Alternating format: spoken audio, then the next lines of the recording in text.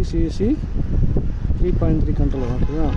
இதில் ஸ்டார்ட்டுக்கு பார்த்தோம் அப்படின்னா டிவி 1ல் 10 டிவி 1ல் 11. இது வந்துட்டு பொட்டன்ஷியல் ஃப்ரீ கான்டாக்டாக இருக்கணும்.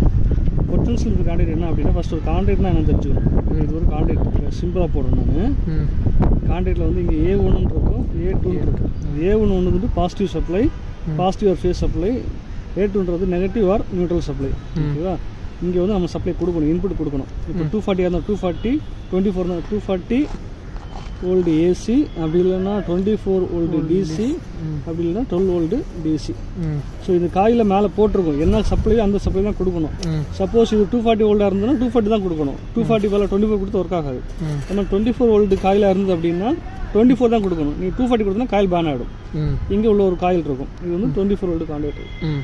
இது கொடுத்த அப்படின்னா இந்த காயில் பேஸ் பண்ணி இங்கே நான் 2 மட்டும் போடுறேன். இல்லை 4 இருக்கும், ஒரு 2 எண்ணோ 2 NC இருக்கும். நான் ஒரே ஒரு எண்ணோ ஒரு NC போடுறேன்.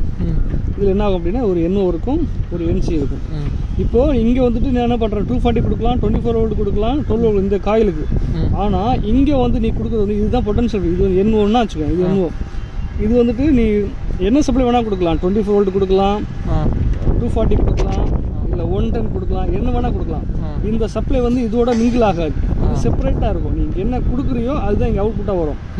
ஸோ இந்த N1 யூஸ் பண்ணோம் அப்படின்னா இதுதான் பொட்டன்ஷியல் ஃப்ரீ கான்டாக்ட். இங்கே வந்து எந்த மற்ற பொட்டன்ஷியல் எதுவுமே இங்கே வந்துட்டு ஆக்ட் ஆகாது. ஸோ இது பொட்டன்ஷியல் கான்டாக்ட். டிவி 1ல் 10 வந்து ஷார்ட் கமாண்ட். ஒரு எக்ஸாம்பிள் வந்து ஒரு VSR இங்கே போட்டுன்னு வச்சுக்கோங்க. இது வந்து ஒரு வோல்டேஜ் சென்சிங் இல்லை. வோல்டேஜ் சென்சிங் இல்லை, 3 ஃபேஸ் கொடுப்போம் நம்ம, R, Y, D. இங்கே செட்டிங் இருக்கும், under voltage setting, over voltage setting, phase reverse அதெல்லாம் இருக்கும். இங்கே வந்துட்டு இங்கே வந்து ஒரு பொட்டன்ஷியல் ஃப்ரீ கான்டாக்ட் இருக்கும். இப்போ இது வந்து 13, 14 வச்சுக்கோங்க. இது N1 மாதிரி இருக்கும். ஓகேவா. இப்போ இது வந்து பொட்டன்ஷியல் கான்டாக்ட். இது என்ன அப்படின்னா EB ஆஃப்ல இருந்து அப்படின்னா இது NCன்னு வச்சுக்கோ.